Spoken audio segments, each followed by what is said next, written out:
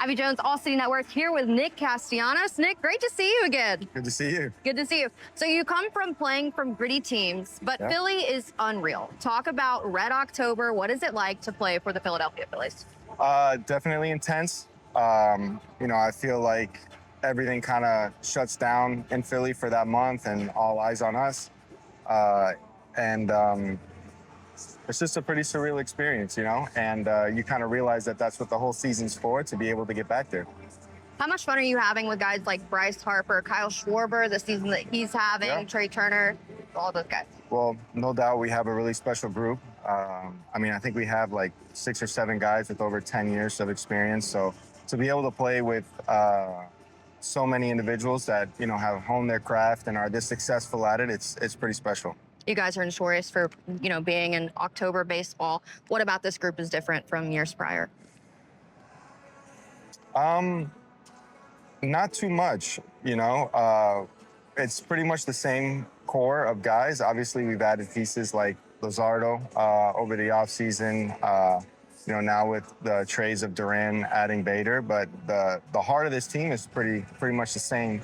So, everybody is pretty determined to get over that hump and finally win the whole thing. Mm-hmm. And talk about your approach at the plate. See ball, hit ball is kind of a mantra that you're known for. Sure. Where does that start with you? Where's the fine line of also being able to hit kind of any pitch and then also working your plate discipline as well?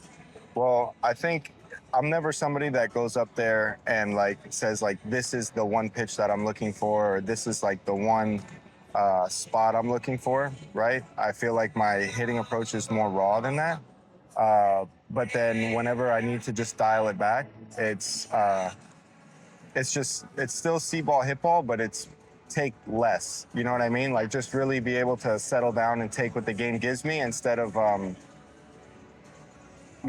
aggressively trying to drive something out of the park. Mm-hmm. Would you say that that's grown from your ability to recognize pitches in the box? Not necessarily. Okay. I would say you're talking about my approach. Yeah. I would say that approach has just kind of been authentic to who I am since I've been in coach pitch. Yeah. And it's kind of gotten me this far to, hit stupid, because whenever I try to get smart, it usually doesn't work out. Yeah. And then Kevin Long, just his experience, as a hitter, what have you learned from him? Where's your game grown? From Kevin individually? Yeah.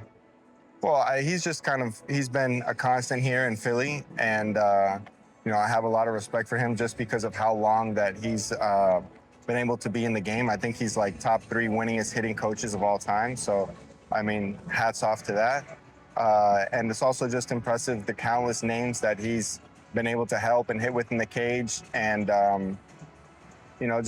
just to be able to be in the big leagues for as long as he has. I think a hitting coach is the most volatile job you can have, because hitting's the hardest thing in all sports. Yeah.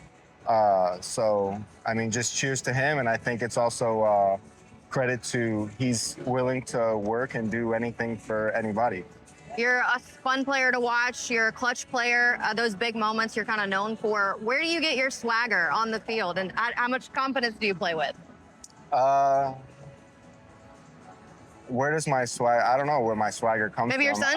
I guess from within. I would say that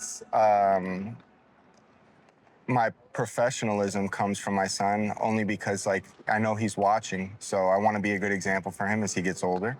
How to go about it the right way, whether it's baseball or whatever it is that he chooses to do.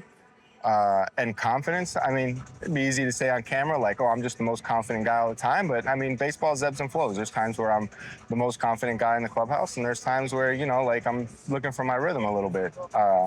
But, as I've now come to realize in 13 years, that's baseball. In 13 years in the big leagues, what's the best piece of advice that's just been your tried and true? I would say that remember that we're adults playing a kid's game. So to remember to enjoy it and have fun.